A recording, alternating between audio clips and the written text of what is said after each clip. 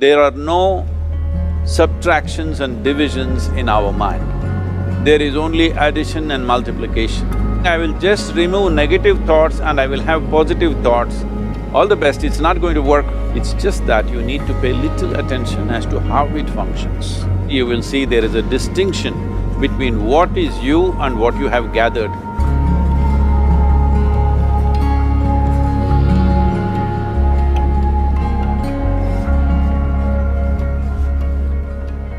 Well, see the way the question is asked and also the way normally it's addressed is, people think there is something called as negative thought and positive thought.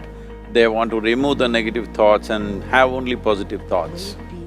For such people, I would ask them to just experiment for 10-15 seconds. Let them forcefully remove one thought from their mind. For example, next 10 seconds, just don't think of a monkey. Try not to think of a monkey for next 10 seconds. You will see you will be full of monkeys. So what I'm saying is, this is the nature of your mind, because in this mind, all the three pedals are throttle. There is no brake, there is no clutch. Whatever you touch, it will only go faster. In this kind of mind, people have been taught from moral teachers and religious teachers, do not think about bad things. Well, since then it's been a full-time job. So there is no way you can handle the mind like this. This doesn't need any great enlightenment. If you spend 2 minutes with your eyes closed, you will realize you cannot do anything forcefully with this mind. So, I want to remove negative thoughts. Do not ever go in this direction, because what you want to remove will become your quality. Always you will be on it. So what should I do? The thing is this, without understanding the fundamental mechanism of this mind, because our mind, human mind, is the most sophisticated computer on the planet. Even all the supercomputers have come out of this. When this is the case, is it not important that we understand the mechanics of how it functions? One simplistic aspect of how it functions is, there are no subtractions and divisions in our mind. There is only addition and multiplication. If you try to do something with it, it will say one more. If you try hard, it will multiply into many more. In this mind, you don't try to identify what is positive, what is negative and try to remove it. First of all, one needs to understand, this mind of yours, this body of yours is supposed to serve you. The life that you are is important. Body and mind are vehicles that must serve us. If you sit in a vehicle, it must go where you want to go. If it goes to its own destination, what is the point of such a vehicle? It's just a nuisance. Right now, most human beings are unfortunately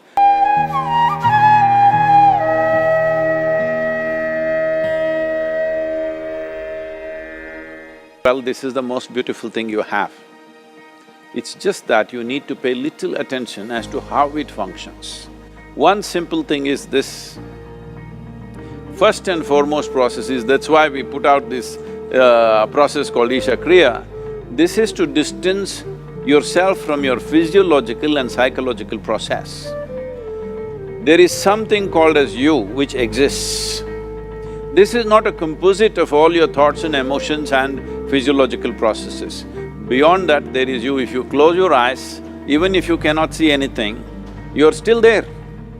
It is through the window of your eyes that you're looking out, but if you close your eyes, it doesn't mean that you don't exist, you still exist.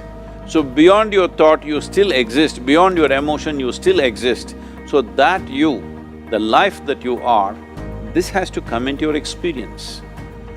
Why is it that you're not allowing that to come into your experience, which is the most significant aspect of who you are? Who you are right now, the most significant aspect is, you and me are alive right now, this is it. What I'm thinking, what you're thinking is not the important thing.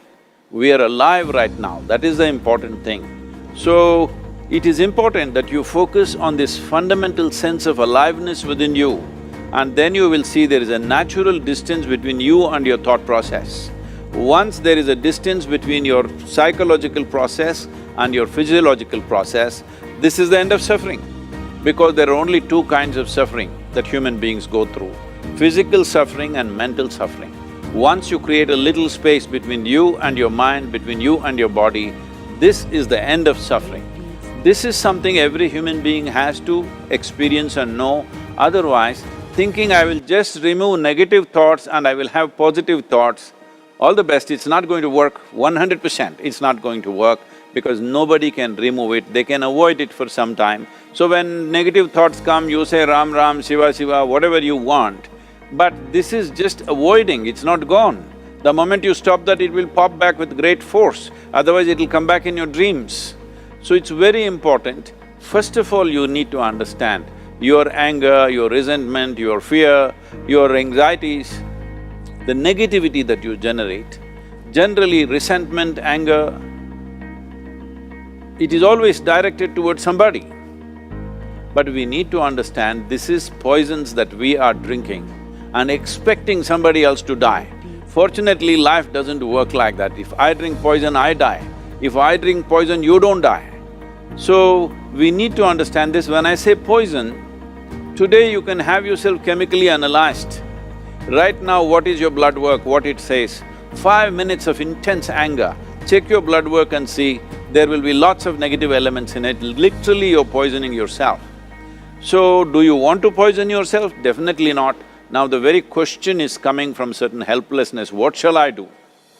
Don't do anything, just sit back and just concern yourself with something which is a life process. Maybe your heartbeat, maybe your breath, maybe just a sensation of being alive. Depending upon how sensitive or how perceptive you are, accordingly, find something. It could be a sensation in the body, it could be breath, it could be heartbeat, it could be anything, something which indicates life to you. Just pay attention to that for some time. Slowly you will see there is a distinction between what is you and what you have gathered, which includes both your physiological and psychological possibility or mess, whatever you made out of it.